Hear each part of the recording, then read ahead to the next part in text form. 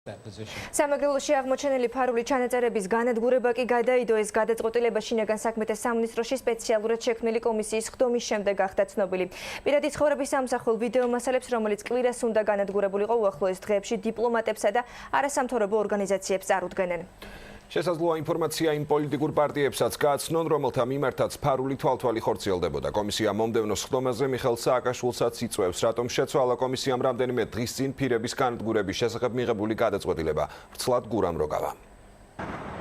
რატომ შეცვალა გადაწყვეტილება სპეციალურმა კომისიამ?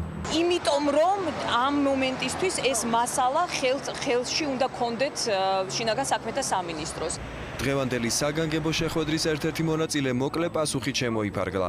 მოგვიანებით კი გადაწყვეტილების შეცვლის მიზეზად მიხეილ სააკაშვილის გუშინდელი განცხადება დასახელდა. კომისიის წევრები აპირებენ, როგორც თავად ამბობენ, პრეზიდენტის ამნეზიას უმკურნალონ. დღეს საუბარი იმაზე, რომ თურმე ორი ადამიანი იყო, ეს იყო გარდავა და ჩხატარაშვილი, ვინც ამას აკეთებდა, მე ვფიქრობ არასერიოზულია. პრეზიდენტი ცდილობს საზოგადოება შეიყვანოს შეცდომაში, რომ თვითონ საქმის კურსში არ იყო არაფერს. ახლა აქ მეორე მომენტია, თუ გახსოვთ თქვენ კარდავა როდის დაინიშნა კუდის უფროსად. კარდავა დაინიშნა კუდის უფროსად 2012 წელს. ხოლო ფაილები არის 2004-დან, 5-დან, 6-დან, 7-დან, ყველა პერიოდია გადაღებული. პოლიტიკოსები, ჟურნალისტები, დიპლომატები, პიკანტური მომენტები მათი პირადი ცხოვრებიდან, კადრები მათი ყოველდღიური საქმიანობიდან. ასეთი სულ 13,000-მდე ფირია. კომისიის წევრების თქმით, მასალებში სასულიერო პირებიც ფიგურირებენ. დღეს მათ პრეზიდენტს საჯაროდ მოუწოდეს დაესწროს მომდევნო სხდომას და დარწმუნდეს, რომ ეს სისტემური ხასიათის დანაშაული იყო.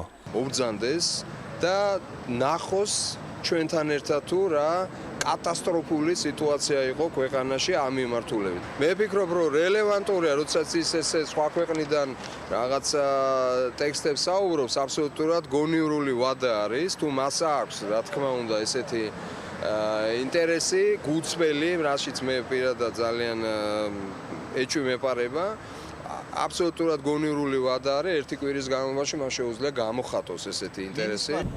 კომისია პრეზიდენტის მოწვევაზე პასუხს ერთკვირიან ვადაში ელოდება, მანამდე კი კომისიის წევრები განმარტავენ, რა ფორმით წარუდგენენ ინფორმაციას დაინტერესებულ მხარეებს. აქ არ იქნება ჩვენება, როგორც მე აღნიშნე, აქ იქნება მხოლოდ და მხოლოდ ინფორმაციის მიწოდება, რაც შეეხება პოლიტიკური ტიპის ინფორმაციას, პოლიტიკურ ოპონენტებზე თვალთვალს, ეს ამის ნახვა შესაძლებელი იქნება იმ შემთხვევაში, თუ კი განსაკუთრებული სურვილი იქნება დიპლომატების მხრიდან, რომ პირადი ცხოვრების ამსახველი მასალა ნახოს, შესაძლებელი იქნება ასევე ესეც ანახოთ, მაგრამ არ ამგონია, რომ ესეთი სურვილი იყოს. აღმოჩენილი ჩანაწერები კომისიამ ყველა დეტალის გათვალისწინებით უნდა შეისწავლოს, ასე ფიქრობს იუსტიციის მინისტრი. ამ ჩანაწერებს ჯერ ალბათ დახარისხება ჭირდება, ჩემი აზრით, მანამ სანამ მიღებული იქნება გადაწყვეტილება.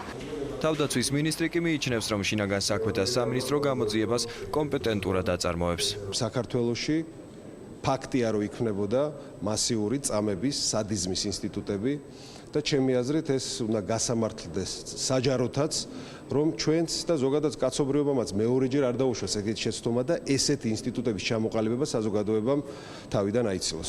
უკანონოდ მოპოვებული ჩანაწერების ლიკვიდაცია კვირას 23 ივნისს უნდა მომხდარიყო, თუმცა კომისიამ საკუთარი გადაწყვეტილება დღეს ერთსულოვანი პოზიციით შეცვალა. როდის გაიმართება დიპლომატებისთვის დახურული შეხვედრა და მივა თუ არა კადრების ჩვენებაზე პრეზიდენტი ეს ამ დრომდე უცნობია.